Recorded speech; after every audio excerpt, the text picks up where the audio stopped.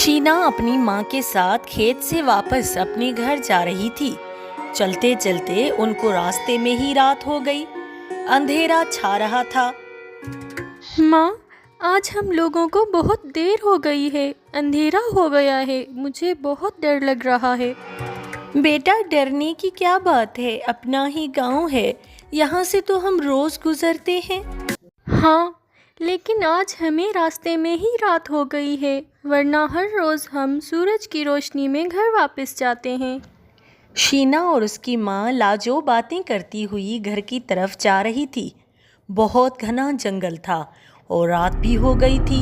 चलते चलते अचानक शीना रुक गई। क्या हुआ शीना? चलो यहाँ से, अभी तो तुम्हें डर लग रहा था, फिर यहाँ अचानक क्यों रुक गई हो? माँ, वो देखो, सफ़ेद सैंडल कितने प्यारे हैं, क्या मैं ले लूँ? नहीं, ऐसे किसी की पड़ी हुई चीज़ नहीं उठानी चाहिए। लेकिन यहाँ तो कोई नहीं, फिर ये सैंडल किसकी होगी? पता नहीं, पर तुम चलो यहाँ से। फिर शीना और लाजो जल्दी जल्दी घर को जाती हैं। लाजो और उसकी बेटी शीना बहुत गरीब थी। उनके घर पे कमाने वाला मर्द कोई नहीं था। शीना के बाप का भी इंतकाल हो गया था।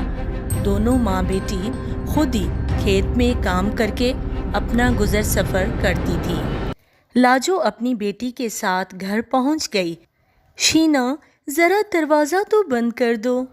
शीना दरवाज़ा बंद करने जाती है तो दरवाजे पर एक बहुत प्यारी लड़की खड़ी थी। कौन हो तुम? मैं दोस्त हूँ तुम्हारी। मैं तो तुम्हें आज पहली बार देख रही हूँ, फिर हम दोस्त कैसे हुए? मैंने तुम्हें जंगल में देखा था। तुम्हें वो सफ़ेद सैंडल बहुत पसंद आई थी ना? हाँ, लेकिन वो तो किसी और की थी। ये लो, वो सैंडल, ये मेरी सैंडल है, तुम रख लो इसे। और वो लड़की वहाँ से चली जाती है। कौन है दरवाजे पर? किससे बात कर रही हो शीना? वो नहीं, कोई नहीं, मैं बस दरवाज़ा बंद कर रही थी। फिर शीना वो सैंडल घर में छुपा देती है और मन ही मन में बहुत खुश होती है। दोनों माँ बेटी खाना खाकर सो जाती हैं। सुबह को दरवाजे पर दस्तक होती है। कौन है दरवाजे पर इतनी सुबह? दरवाज़ा खोले मोहतरमा, पुलिस है। प, प, प, प, पुलिस? पुलिस क्यों आई है हमारे दरवाजे पर? आप दरवाज़ा खोलें, हमें आपके घर की तलाशी लेनी है। लाजो दरवाज़ा खोलती है। क्यों साहब जी, क्या गुनाह हो गया है हमसे? तलाशी क्यों ले रहे हैं आप लोग? पुलिस वाले उसकी बात ही नहीं सुनते और घर की तलाशी लेने लगते हैं। सर, ये देखें, जिसकी तलाशी थी वो चीज़ हमें मिल गई। ये हुई ना बात। हाँ माँ जी, अब बता क्या कहती हो इस बारे में। आपकी चोरी पकड़ी गई है। साहब कसम ले लें, हमने नहीं चुराए।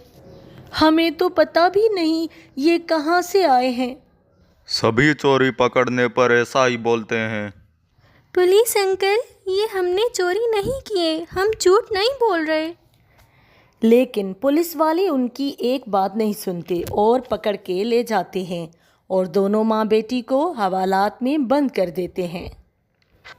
लाजो और शीना बहुत परेशान होती हैं, सोचती हैं अब कैसे जान छुड़ाएं इस मुसीबत से। फिर लाजो बहुत रोती है और रो रो के दुआ करती है कि ए खुदा, अब तू ही हमारी मदद कर, हम बेकसूर हैं। रो रो के लाजो को नींद आ जाती है। उठो माँ जी, ये क्या घर है तुम लोगों का कि अभी तक सो रही हो? सुबह हो गई है। शीना और लाजो उठ के बैठ जाती हैं और किसी मदद का इंतज़ार करती हैं। इतने में उस थाने का बड़ा साहब आ जाता है।